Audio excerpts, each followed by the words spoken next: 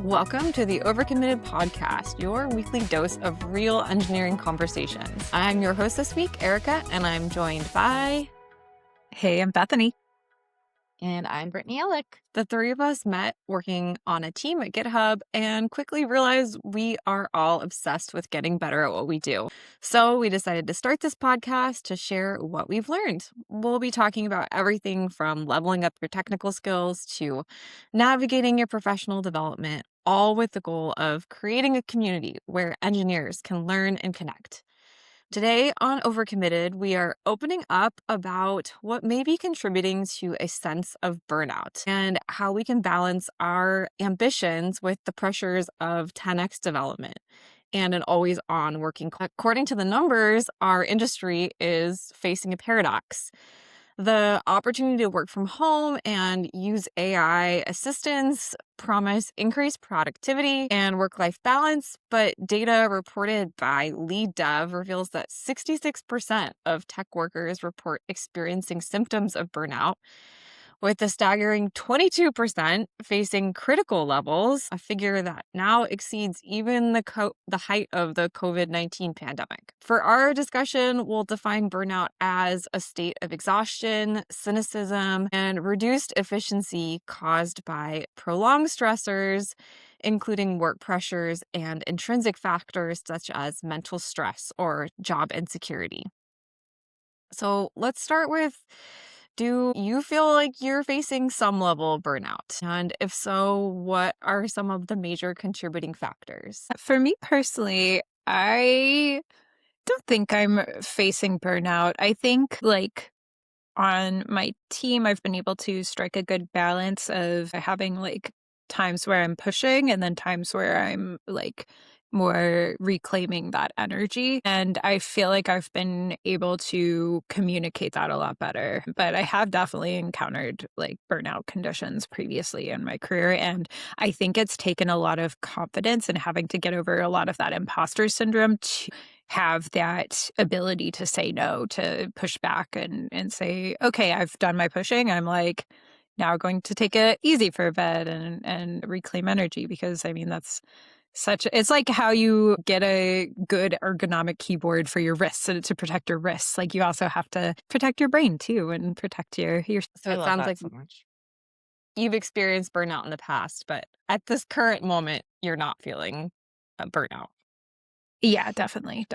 Well, that's good. You can you can help inform some of those things that you do that you've learned that can help prevent burnout for others. What about you, Brittany? Yeah, so I guess it's kind of hard to say exactly. I think that I might be approaching and flirting with burnout occasionally, and trying to really recognize all right, when does my mental health need a break and stuff, and trying to take those breaks. And I think that most of the contributing factors there are factors that I put upon myself more so than ones that are coming from work, because I have a lot of things that I want to do and I get really excited about doing those things. And then I have too many things happening at once. I think at work, there's definitely some stressors. I mean, there's a constant fear of, layoffs or, things changing massively at work that are part of the reason why I do a lot of different things. So I think that I don't know if it's necessarily peer pressure at work, but the fear of that, I'm oh, okay, I should be doing more stuff so that, if layoffs do come around, hopefully I'm not considered because I can add all this extra value to the company. So that's a contributing factor that's at work, but not necessarily directly related to my exact job. My current manager, one of the reasons why I will stay with the team that I'm on for as long as I possibly can is she's just incredible and really good about asking okay, but how are you doing? Are you okay? And I really, really appreciate that. And yeah, she's one of the best managers I've had. So I think that that helps a ton. But also just the world right now is crazy. And so I feel like I'm experiencing burnout from just oh my God, the news that is happening is just so much. Oh, such a valid point. Yeah. Yeah.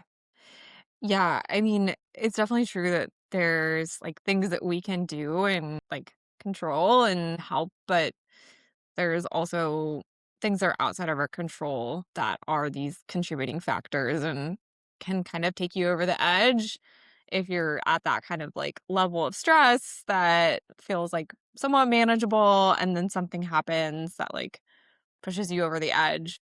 I'm with you. I feel like I kind of go in and out of that state of feeling close to burnout. Like the big indicator for me is the like reduced efficiency.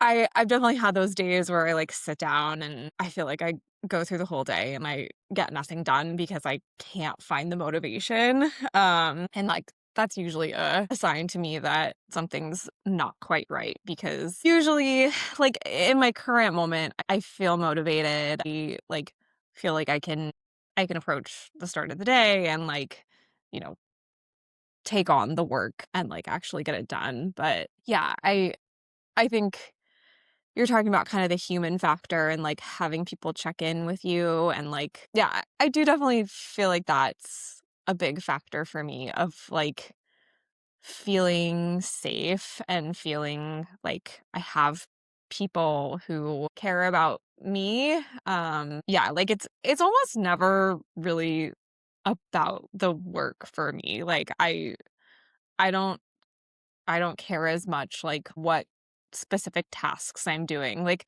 certain things definitely do energize me more than others. Like a lot of the like managerial stuff does not excite me as much, but yeah, really I feel like it's the connection and feeling like I'm valued, whether that's me telling myself like this is valuable, like the work that you're doing is, having a good impact or somebody else telling me that I'm valued and I'm doing good work. Yeah. Well, according again to the data and some industry trends, and none of us mentioned this in what, we have cited as maybe indicators or contributors to our burnout, but maybe it's because it wasn't top of mind and this is kind of new that evaluating evaluating the impact of AI on the effects of burnout and the experience of burnout. um, there have been causal links found. And, last year, a lot of these studies happened of like, is AI making us more effective? And some of this pressure for that, we've heard like the 10x developer come from this idea that, hey, now that we have AI assistants, we can be 10 times more productive. And a lot of those studies have not really proved that out. So there's a group called Model Evaluation and Threat Research, which is a nonprofit dedicated to evaluating AI models and helping us evaluate their capabilities and risks. And they found that in rigorous trials, a lot of these with experienced, expert open source developers using AI for complex tasks took actually 19% longer than those who worked without them.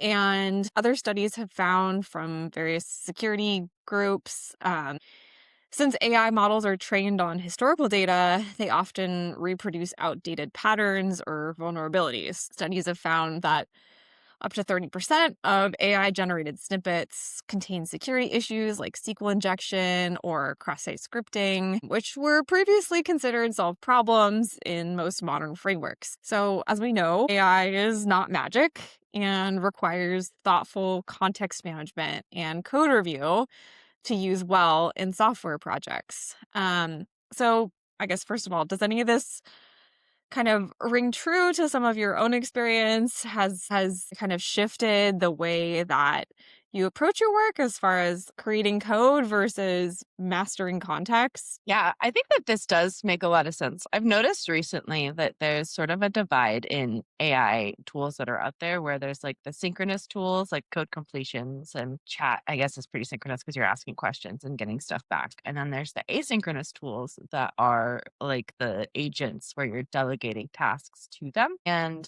I feel like the synchronous tools were really easy to adopt and didn't have a huge learning curve because there were already a ton of things, like it was repeat existing patterns, like ReSharper existed for a long time, which also had that like tab thing or whatever. So there wasn't like a huge learning curve to take them on. But now as I'm trying to find, pursue the next developer myth, which I think is definitely a myth because that even the idea of being 10 times more productive, it gives me anxiety. But as I'm doing that, I'm realizing like there's actually a huge learning curve to learning how to delegate those things out. And so it makes sense that it takes longer to do a lot of those things because I think it's really easy to like use AI tools, but to use them well it takes a lot of time investment to get to the point where like, you've asked yourself, could this be done with AI or not? Enough times that you know what the limitations are and what is faster if you do it yourself versus what's faster if you give it to AI. And yeah, all the context switching that goes along with it, which is also, problematic and hard to get through. So yeah, I can see that it rings true for sure. I'm sure at some point we'll get to the point where it does actually make people faster. And I think in certain contexts, things like code completions almost certainly make people faster because there's not a learning curve to it, I feel like, as there is compared to like other tools. But yeah, as many things, it depends. My favorite answer. Yeah, it really does, though. I agree completely. I think it's a shift in how we've traditionally worked, and I think like with things taking longer, it certainly does while you're like learning how to use things. But I think another thing I'm encountering is just like having a disconnect from what code is actually being produced because I'm not necessarily the one typing it or coming up with the idea or like going forward from there. And so I think that's really the toughest part for me. And I'm very interested with like I think Anthropic recently said that Claude Code is 100% just they use agentic like Claude Code to build Claude Code. And it fascinates me so much because it's just tough to feel engaged when you're saying, okay, generate this, and not like you're reviewing the code, but there's still like that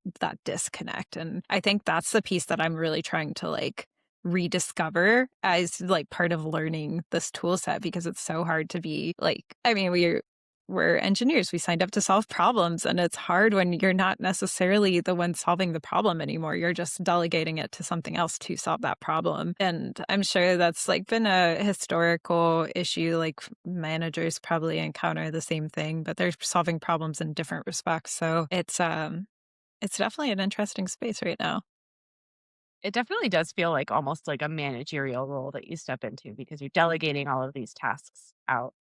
I think it's also interesting because it's sort of changed the way that code review happens because like when I review a code from my colleague, I'm like, I know that you've like been testing this along the way, you know how this works. Like I'm going to read it, but I'm not going to like go in and like be upset about different stylistic choices that you've made. Like if things work and there's nothing like egregious about it, I'll probably approve it. But like I have to have a much deeper level of review when it's completely generated by AI because it's, still attached to my name. It's still code that I wrote, quote unquote, and I'm responsible for, but didn't test it as I went along like I would if I wrote it myself. And so there's definitely like more cognitive load associated with the review, I think, than there would be otherwise. Yeah. Yeah, I thankfully haven't had this experience, but I've been reading about people who have gotten code reviews or like PR review requests, and the person who wrote it takes very little responsibility for the quality of the code. And, I mean, that's kind of a human problem, not really like an AI problem. You're like, well, would that have changed if they had written the code themselves or not? But it's definitely something to watch out for. And even in your own, like, you can't control what other people do, but in your own PRs, like taking that same approach of like looking at it almost as an outsider, because I guess you kind of are, right? Like you are reviewing the code that got written and yeah, like going through it with a microscope and recognizing that still does take, like you said, a good amount of cognitive load to do that. Like peer reviews are not free. They're not easy necessarily. You're using all the same muscles that you would if you were writing the code. Um, and it can actually take longer, which might be where this, 19% decrease in productivity comes. Like it is that ramp up factor of learning how to use the tools effectively. But then also there's the idea that it can take longer to read code and understand it than to write it yourself. So yeah, I'm with you. The 10x developer myth. Yeah, probably like amount of code that's created can be X, but the amount of that actually gets merged and doesn't have to get reworked or churned, I have never come anywhere near that, at least for production code. Vibe coding or like greenfield hackathon projects is one thing, but for production code, definitely not. And yeah, this idea of context mastery too, context mastery and then like the sort of context management. It's an interesting, again, mindset shift and something that like I feel like would be interesting to kind of like measure for myself, like how long it feels like it takes me to master some set of context. Um and then also um share that with some kind of generating model. And yeah, I guess um I haven't really found that, I guess that point where I feel like the context that I'm giving to the model really meaningfully changed the output that I get. But I know, Brittany, like you've been doing some testing with like um benchmarking your code. And Bethany, you might, I'm guessing you've done some of this with Copilot too, of like benchmarking results compared with different inputs. So you both probably have more experience with this than I do. Before going on, I'm curious how you define context mastery, especially in today's world or whatnot. Like, is it just knowing the context, or is it like truly having a large handle on it? Yeah, I mean, it's a good question. And it also has two meanings where it's like my personal context or like my personal understanding, and then the like context that I give to the AI. But like the probably the meeting point is like I feel like I have mastery of context when I can explain it to somebody. And that's probably also the point when I can tell an AI what to do. Gotcha. That makes sense. Yeah, I think that there's a article that I read the other day that talked about like how prompt engineering is no longer a thing and now it's all about context. Like if you give it enough context, then it's going to be good enough to get the thing done. I can't say that I've spent a ton of time like really trying to optimize for prompt engineering or for context. I always go by the vibe. Basically, this is vibe coding, but not actually like the term vibe coding. I'm like the vibe of like, if I gave this to somebody who is brand new to the code base, is this enough information for them to do the thing that I want them to do? Um, and that's always been enough for me to like get pretty decent results. Sometimes I realize like the things that typically goes wrong is, I skipped something that was important or I gave it too much at once. But typically like thinking like, all right, this person is brand new to the code base. If I were writing this for like an intern or somebody brand new on our team or something, like what would I need to provide? And that almost ends up being enough. I can't say that I've done a ton of like testing or, tweaking of that over time other than like just doing it and figuring out what's too big and what's too little. Yeah, I think for me, it's really been about having a plan step in there. So it's really about being explicit with what you want. And like Brittany and Erika, you're saying, providing the correct context and patterns that you want it to follow. And so I find it valuable to always take that extra time to have it plan what it's doing, because I have not enough patience to like prompt engineer and like describe it in the way that it needs. And models change so frequently that I think it's impossible to keep up with that standard. And so I think largely having it do its own planning and then being the reviewer for that has made it a little easier to kind of guide it to what I want. But I like feel like there is always some level of reworking you have to do at the end. Unless it's like super tiny slice of work, it's like rare that it gets it right the first try. That's good. Thanks for sharing. It's some good tips. Well, great. Let's shift the conversation to some ideas of boundaries. Bethany, you kind of mentioned this at the beginning of setting boundaries as something that's helped you. Um, and with this idea of the pressures of next development, I thankfully also have not felt the pressure to deliver faster necessarily um, in the age of AI, but kind of found some scripts that I wanted to share if anyone is kind of facing these, because I think hearing somebody else say it or having something prepared is really helpful. So if anyone is kind of facing these, heard some no scripts. A way to approach that conversation healthily is instead of saying I can't do this, maybe you're getting somebody's asking you to ship something that's not ready, ship something that hasn't been fully reviewed. You can something along the lines of to deliver with architectural integrity, I need to deprioritize. If we add this, we risk the stability of development and the deployment pipeline. What trade-off do you prefer? So that's kind of that managing up piece. Or saying something like, I am slowing down this sprint to ensure we don't spend the next 3 sprints fixing AI generated bugs. So those are things you could try if you're under that pressure. I have one thing to add there, actually. I feel like this is something that I've been asked to do probably over the last year or so as I'm working with some teams that do work very, very quickly and want quick turnarounds. And I think that one thing that I found really useful is to like try to put things in the terms of, whoever it is that is making the ask. Like a lot of times it's a product manager saying, hey, we need this. And then saying like, all right, which is the priority, this thing or this thing? Because we can only get one of those things done.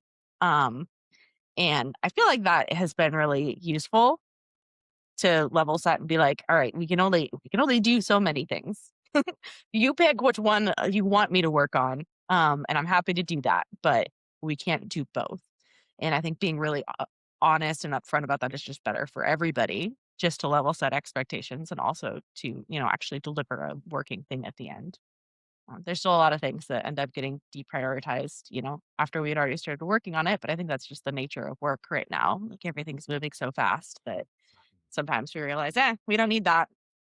Let's move on to something else. And it's harder because I take, like a lot of engineers, I feel like I take a lot of pride in the stuff that I work on. And I like want to finish that thing if I'm working on it and want to get it all the way to completion. But sometimes I think we also have to accept that, that's just not what the product needs right now. And we need to move on and do something else. And it's a skill to build for sure. Yeah, I Yeah. definitely agree that communicating trade-offs and being able to make it so that it feels like the person who's asking has some contribution to what gets done and what happens. But I think it's also important to note that there's like some level of psychological safety that's needed to push back and to say no. And I know we've had an episode on psychological safety and the importance of that, but it really is like that, I think, first like foundation level to be able to push back, to communicate, and for everyone to have the trust in each other that we're making the best decisions with what we have and trying to do the best we can. And so I would say if you're listening to this and you're like, wow, I don't feel like I could do this, like I think that's probably a problem you should solve before like figuring out how to push back is like, is this a culture issue? Is this a imposter syndrome issue? Is this like, why do you feel like you can't push back? And then fixing that first before going on with like, okay, now I can push back and like have a real conversation about expectations here. Yeah. Yeah. Something I have trouble saying no to is this idea of glue work. And I'm hoping that maybe you two can help me with some things that I can use to say no. And there's now some conversation of like, hey, maybe in this age of AI development, maybe glue work isn't so bad. And, we're all leaning a little bit more into, if anyone's not familiar with the term, it's sort of this less technical side of the job, like helping unblock team members, reviewing design documents, coordinating tasks. And in the past, for individual contributors and engineers, there's been this idea that this doesn't actually contribute to your career progression. So, but I feel like, to your point, like I get asked to do this stuff a lot because I don't know, I'm fine at it, maybe because I've said yes a lot in the past. And I think even when it might be more valuable now, there's this idea of like documenting all the glue work that you do and making sure that it's valuable and actually delivering some kind of measurable positive outcome, but also saying no to the stuff that is not technically aligned. And I'm curious if either of you have experienced this. I'm guessing yes, because it feels like a very common thing, especially for women to get asked to do this kind of work. And yeah, how do you prioritize, and what do you say when something's not in that area of something that's going to help you move forward in your career? Yeah, I think I definitely have been like part of that. And I've also leaned into that glue work because it feels like something that I can meaningfully do well when I'm afraid of doing maybe more technical work and being seen as like a fraud or whatnot. So I think like definitely some early I this isn't to say there is not an issue in the industry of like especially women and younger engineers getting assigned glue work and it not contributing to career progression, just saying that, but I've also leaned into that. So I think it's like worthwhile to have people who are willing to push back on that. I would say that I just started communicating with my manager the things that I needed and just being upfront saying, hey, my goal is to get promoted and I really need to show XYZ to get promoted. Therefore, I need to get these opportunities to do that work, and just being clear with whoever's assigning your work or assigning initiatives, like what you need, which is unfortunate. Like they should also be able to know that, but it is good to be extra clear on that. And then if you're asked things, like on my team, we're asked for a lot of like quick things or ad hoc things that may or may not be important. And I think it's what I tend to do is say, hey, thanks for the suggestion. Let me create an issue and I'll check on the priority here, and usually delegate that to people who are actually like assigning priority and actually like in charge of that, especially if it's something where I'm like, okay, this isn't going to meaningfully help me and I don't know that it's really important for the product. So let's actually check with people who have more say there rather than just going on with the ask. Yeah, I think that sort of what Bethany was alluding to, like the prioritization of the work, like if it is actually a priority and will help the team, I think that it's probably actually very beneficial to your career. And like you said, Erica, I think it's probably like becoming more important over time. And I think that people are starting to recognize that, like, oh, yeah, this work is important. Like, it's better to make your entire team go faster than for you to go faster as an individual. If you can level up your entire team, that's much more impactful than, just getting really good at doing stuff on your own. And I feel like that's sort of the role of like, more higher and higher individual contributors now involves a lot more glue work. I think, yeah, just recognizing when something's actually going to be useful to the team and to the product, and then when it's not, and pushing back on that is important. And like Bethany said, I love the idea of, telling your manager, like, this is my goal, this is what I want. And then hopefully they're giving you the opportunities that will actually contribute to that and not necessarily just throwing things at you. And just don't offer to take notes unless, unless you really want to take notes. So I feel like that's the one. Oh, can you take notes? There's AI for that now. AI, Anyways. That's true. That's a good point. Maybe some AI. of the glue work, yeah. Maybe some of the glue work is actually like really good AI things. Yeah. Yeah. Definitely. Yeah, just be selfish. Like ruthlessly do things that benefit you.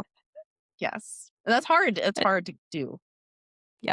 Yeah. And so the idea of like creating alignment with your manager and having the same priorities of what is and is not important for you personally, and then also for the team. Yeah, that creates a team within your team, to look out for your career, and ideally your manager respects that and understands that, and believes in you enough to push that forward. Yeah, and also the reducing the urgency of those asks by making it asynchronous, but making it public and visible, making it so that somebody else can pick it up. Yeah, those are all really great suggestions. Yeah, and thank you for your input and helping. Um, good good to look out for ourselves, and ultimately, like you said, it benefits everybody when um when the most important things are being worked on, and also when we're empowered to do our best work. Um, yeah, because if it's not the most important thing, if it's something that can wait or something that can be done by somebody else, maybe more quickly or something like that, or by AI, great. Like, yeah, it moves everyone forward. So awesome. Well, thank you both for engaging in this conversation. Any final thoughts on this topic before we wrap up? I don't think so. I think it's good to always pause and like talk about burnout and normalize it, because I think it's something that people almost treat as a bad word. Like, because once it's almost like once you name it, it's real. But I think it's important to check in about that when you're not feeling it, even too. And just like regularly check in with your mental health, check in with yourself, and be real with yourself and your team, and your manager and stuff on what's happening. Of course, if there's that psychological safety, I think most of those conversations like rely on having that with your team. But if you do, definitely talk about it more. Normalize mental health conversations. Yeah. Plus one to that. I am a huge fan of the fact that I feel like mental health conversations are becoming less taboo to have. And, trying to find what it is that works for you is great. I love that. I'm on Prozac. It's amazing. It's my favorite. Like, I love it. It's great. So find the thing that works for you, if that's medication or if it's therapy or if it's, whatever it is that you need to do to survive in this crazy world, then yeah, do it if you're not feeling good. I think that's such a good point. Like medicine's great, therapy's great. Also, it's okay to not be okay with how wild things are right now. I think Oh. it is. If things are weighing you down in the world, like that's normal. That's just a sign that you are a normal individual who can feel empathy for these things, and like it's Yeah.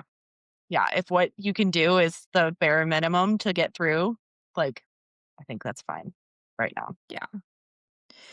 Yeah. And I guess also we were talking a bit about the beginning that it can come in waves, and it can come in and out. You can feel more or less burned out at different points in time. And yeah, even hopefully having supportive colleagues, people you can talk with, if that's helpful for you, or yeah, any other tools in the toolbox to help prevent burnout ideally, but then if it does happen, to recover from it. So, well, great. Let's wrap up with our fun segment. Today, we are making wild predictions. They need to be wild. We were talking before that they can be mediocre, and I'm saying no. No mediocre predictions here. So, wild predictions, the wilder the better, for 2026. So, I guess I can start. My wild prediction for 2026 is that by the end of this year, Overcommitted will have read 5 books. That's not wild. These are so hard to make wild. that is such a wholesome prediction. I love that. We're going to read together. I love it. I want yeah. that to happen. Yeah. Yeah. I stand by that. I myself will have written 10 blog posts. There. That's wild, considering I have written 1 in my entire There we lifetime. go. Okay. Yes. There we go. Crazy. Nice. Yeah. For those who don't know, we do have our Writing for Developers blog or book club going on right now. And we've had a lot of wonderful contributions in our Discord of people sharing their blog Yes. posts. So It's been so fun. it's been great. Wow. I don't know how to follow that up. That's a I think I've been thinking about this a little bit. I think that my wild prediction is that there's going to be something that exists to help manage the context switching for AI, like asynchronous AI development. I don't feel like that tool exists yet. And like, I feel like my brain breaks far sooner than than the than the agents break. But my wild prediction is that we're going to have figured that out by the end of 2026. I hope. I'll share one article in the show notes about that I think was kind of interesting from Gas Town, where they're talking about like, agents kicking off other agents and handling other agents. I feel like there's going to have to be something similar to that. But as we've already said in this conversation, that like that might not work in a production environment where you actually care about the code afterwards. So hopefully there will be something that exists that handles that. Gosh, that's so real. There was like a thread from the person who made Claude Code on how they use Claude Code, and they said something about like kicking off 5 instances of it at a time, and I'm just like, how do you prevent it from conflicting with itself? Like, how? So, hopefully that's something that people are willing to share, like help out with. Okay, mine is I think that there will be an uptick in like bad web design to almost like prove that something wasn't done by AI, like to almost like revolt against that. So I think like the GeoCities, like things like that, that's going to come back and like be present to almost prove that something was not like done by AI is my prediction. I love that so much. I feel like there's been several things recently where I like actually wrote it out and I almost wanted to say, by the way, this wasn't written by AI, just to like give it a little bit more credibility. And like I'm somebody who's very pro like using AI for everything. So I could see that. I've noticed like I read a blog post yesterday and I always notice typos. And now like AI tools don't really produce typos. So I was like, sometimes I'll go and tell the author like, oh, by the way, you spelled this wrong. Now I'm like, nope. Leave it. That's an evidence that this was a human that wrote it, and that's not a bad thing for grammar. Yeah, 100%. Every time it adds an M dash, I'm like, nope, we're stripping that out. No M dashes in my written work. I felt called out because I was talking to somebody the other week, and I guess she's a teacher, and she said that like anything she encounters in her work, like that has emojis in it, was written by AI. I was like, ooh, I use emojis all over the place. This is like one of those like, No. am I AI? Uh-oh. She was like, yeah, like this whole thing, it looks like it was generated. I was like, oh no, I actually wrote that. But I put emojis all over the place. Oh no. Wow. Okay, I agree with that. I think emojis help convey sentiment in a written work. But I think you have to use like just the most chaotic emojis possible. And then that helps. That's like clearly AI is not reacting with LOL sob all the time. All right, Valid. maybe that needs to be our next prediction is what emoji is going to take off in 2026. What's going to be the chaos emoji? All right, we'll put a pin in that for next time. We have time to think about it. All right. Well, for today, thank you everyone so much for tuning in to Overcommitted. If you like what you hear, please do follow, subscribe, or do whatever it is you like to do on the podcast app of your choice. Check us out on Blue Sky and share with your friends. Until next week, goodbye.